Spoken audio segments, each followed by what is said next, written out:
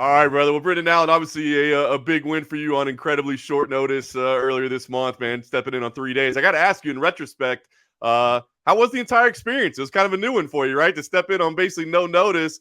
In retrospect, is that something that you'll do again, or was that crazy and you'll never do it again? What was it like for you?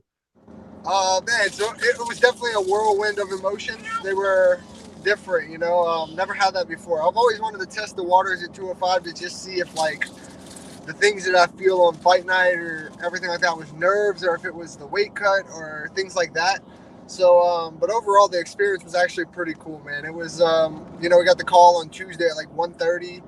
Um, we had to go I had to get some blood work done because it was a new calendar year. So I had to get all new medicals. So we got some blood work done. Then I flew out. I had to be up at like 4 a.m. on Wednesday to get to the airport to fly. As soon as I got to Vegas, I did the first COVID test. And then I had two doctor's appointments that day, I think. Yeah, eye exam, physical. And then had to go to the PI, work out a little bit because I hadn't been doing too much. I had just trained the week before at Sanford, helping one of my friends, Law, who's fighting for one this week.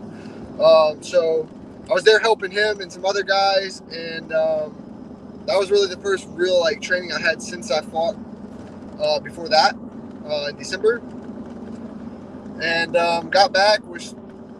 Luckily I trained Monday night with my friend Kurt, and got the call Tuesday. But anyway, so we got Thursday, trained Wednesday night, got Thursday. I had another doc's appointment for clearing for my finger, and then it was just cutting 2 pounds. So just go train. So that was nice. It's crazy. I mean, was there ever any part of you along the way as all this stuff is happening that you're like, what are we doing here, man? Like, this is crazy.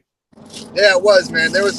I think it kind of hit me after, because I got off the plane, I got the COVID test, and I went straight to media day, or the media time for Wednesday. And they were asking me questions, and you were there, and I was like, man, I don't know. Like, I don't even know what today is. Like, I think it's Thursday, or no, I think it's Tuesday, but I don't know, because, that's how fight weeks normally work. But I think at that time I was just like, man, we're just going to roll with the punches, and, I don't have to overthink anything, just go do me. And, but I feel for me, I'm a very I like to be super prepared, and physically, mentally, and I don't feel like I had that opportunity to be fully prepared like I would like. But I mean, it all worked out. I just wasn't. I had questions in the back of my head as far as like, will my cardio hold up? I knew my technical side's always there, but it's just the fact, will the cardio and the physicalness support it, as well as the timing, because obviously when you're not sparring, and I wasn't even hitting pads, so it's like timing is a problem. And I feel like the first round, it took me the first round to kind of fill it out, get my bearings about me, like, okay, well, this is working, this is still a little slow, but we can make it work, type deal. So just trying to play chess when you don't have the right pieces is just a little different for me. But like I said, it all worked out. It's funny. I remember the media day thinking, I was like, well, he's either going to be incredibly relaxed because there's no pressure. He doesn't even have the time to think about it. Or I was like, or this is going to go horrible. Like when you were like, I don't even know what day it is. I don't know what's going on. I'm like, my days are so messed up. I thought it was Tuesday because, you get in on Tuesday to fight week, and I just got in on Wednesday. I think it didn't get adjusted until Saturday, where I was like, oh, yeah, it's Saturday. That's crazy. Well, I see you there, obviously, with your family. I guess I won't pry too far into this, but I did want to ask, maybe you can just share some light. I remember talking to you, and it sounded like you kind of almost needed to fight. Like you needed to get a fight in at that time. That was one of the reasons you wanted to take this. Were there things going on that, I mean, what was the circumstances that, you kind of pushed for it? Because I remember, didn't you say Ali said he didn't think this was a good idea? Yeah, but it's my family here. You can ask whatever you want, man. They're good. We're almost home anyway. But, yeah, I just kind of needed to. I had a lot of personal things within my family going on at the time, and I just needed to financially get stability again. It was just things outside of my control. It wasn't nothing that I personally did. But I mean, obviously some things I did play into some of the parts, but 99% wasn't my fault. But I just felt like it was my turn to step up for my family, and that was the best way I know how. I don't like to ask people for, I like to save my favors, and I don't like to ask for like money or handouts or anything. That's not me. I'd rather, you know,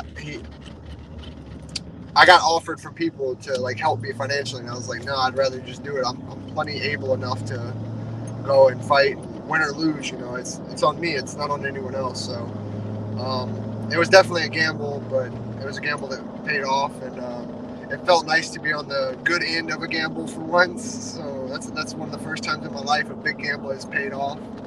So it was just a breath of fresh air, to be honest with you. It was nice. Nice. So better place now? Problems gone and better place now? Definitely.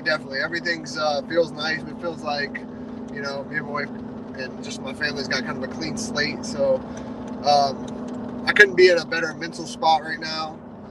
Physically, I'm a little round, but at least for me. But yeah, so we're changing that now slowly.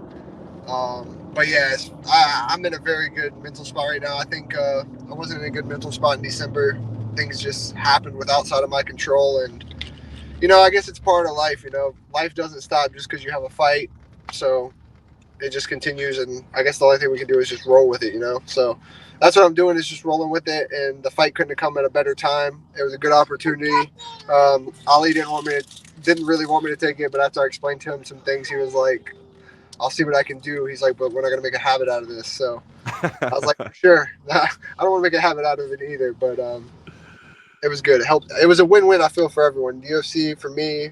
So couldn't be happier, man, to be honest with you.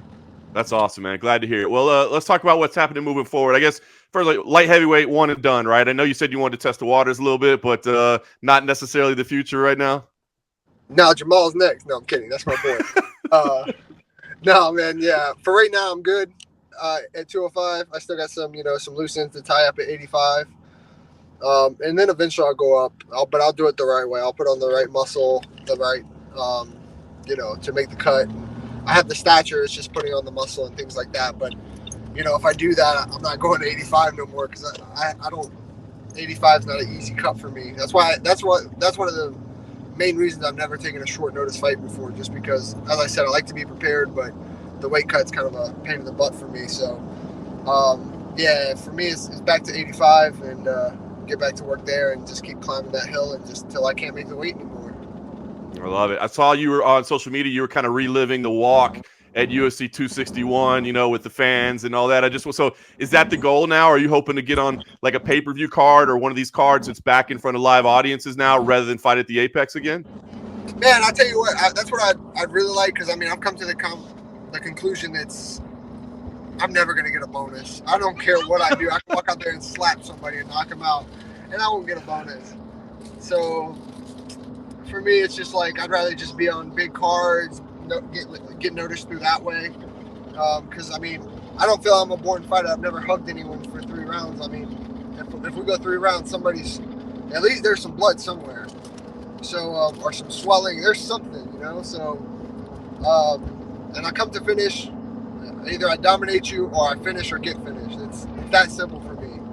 So yeah, I feel like I can be on those big cards, and that's what I'd like. But at the end of the day, man, I'm at the point in my career where it's just like I started working with Ali and Dominance because I felt they were the best fit for me, and they had the best outlook for me, and could help provide the best future for me and my family. So my whole goal one of my biggest goals with signing with them was saving me from me, because I'm down to fight whoever. I don't care. I'll fight Izzy tomorrow if I had to. Like, it doesn't bother me. I don't care. It's just a fight, I'm a super competitive guy. But with that being said, I feel like it's about making money as well, for my family. I've got 2 little kids. I've got a wife.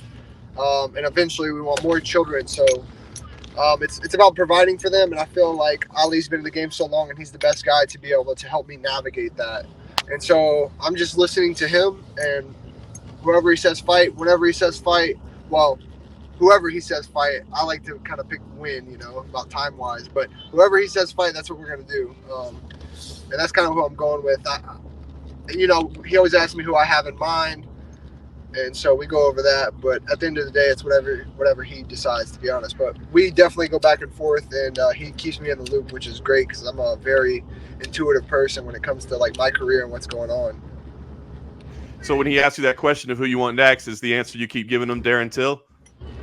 Man, we did go Darren Till. We said so for me it was Darren Till. I feel like me and Eryk Anders have a little unfinished business from back in the day. Like I have a little chip on my shoulder with that one. You know, I was real young. He beat me in a decision, but I almost finished him with like 10 seconds left, or 5 seconds, whatever the hell it was. But that was a long time ago, and I'm a totally different person now. So that name was definitely one for me. And Malkoun was another one for me. Jacob Malkoun was another one. I felt like he's just kind of boring, man. Like, hugs guys he tries to do a little ground pound, but it's not good. But he hugs guys for decisions. Other than that, he got knocked out by my boy Phil. So I'm trying to give him his release, you know? Look at this. Got a little edge to you there, Brendan Allen. I like it. Oh, man, I can talk when they let me talk. They just got to give you the microphone a little bit more. Yeah, man, I like to just I'm either going to talk a little crap or I'm going to try to call for things that I enjoy to do, like with Ranella. You know, I'm a big jokester. Like, people just don't get to see it. I'm a huge jokester. Like, I'm probably the loudest guy in our gym. And when you put me and my boy together, my boy Tugo, we always rock together. When we put us two together, bro, it's a shit show. That's awesome, man. All right, so what's the plan then? You're listening to Ali. We'll figure it out. What's the date that you got circled on the calendar? Is there something ready to go yet? I think we're looking at June 11th. I think that's what we're looking at. I haven't received any like contracts or anything like that, but I think we're looking at 11th of June. Just waiting on a name right now. Yeah, I think so. I think we're just waiting on a name. I think we're pretty close to one of those three, you know, or one of those two, the Anders or Malkoun. So, but yeah, either way, I'm coming with something a little bit different. You know, this time out, I want to show a little something. My goal was to show a little something different this time, but obviously the not being able to fully prep for it changed a couple things. So I just had to improvise, you know. But I'm super excited to go out and show something different that really the UFC fans haven't got to see. Some people from, you know, LFA days, you know, remember how bloody my fights would be. I still think I have one of the bloodiest fights in LFA still to this day. So I'm looking to, you know, get a little blood in the water and shows even more dominance, because that's what I'm here for. In my mind, I haven't lost in the UFC. Like, I've lost, but it wasn't like some guy took me down and just beat me up for 15 minutes. I've gotten caught both losses. So in my head, I'm still undefeated. I feel I was winning those fights, you know, kind of easily. Like, it's funny because like people will say like, oh, you were losing or it was close, but it's based off the fact that people were like, you were getting hit. And okay, you think I was getting hit. When they show a totally different angle, they show that the punch never hit me. Like, I think the most prime example, the best example that I can give is when I fought Puna in the first round, they said I was getting hit and he was hitting me with big shots. And then in between rounds, they show it from a whole different angle, and it shows the punch clearly missing or grazing my hand, never touched my face. So it's just like, those are, to me, are prime examples of, nah, man, you're tripping. Like, when I fought Strickland, like, I had a busted lip in the first round from the last 20 seconds where I stepped in on a jab. Other than that, he couldn't walk. He was bleeding out his mouth.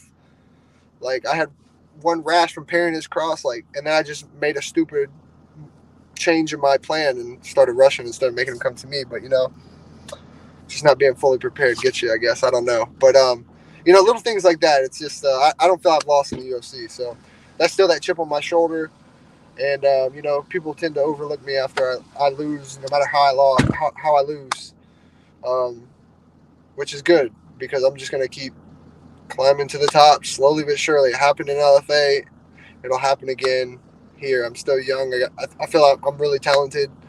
You know, all my people that ever train with me feel that way, so, or say that at least. I don't know if they're stroking my ego or what, but yeah, man, it feels good. I'm just going to keep doing me. I'm in a good part of my life right now, man. I'm just having fun. I'm enjoying it. I'm trying to take everything in, and man, it's just a totally different vibe.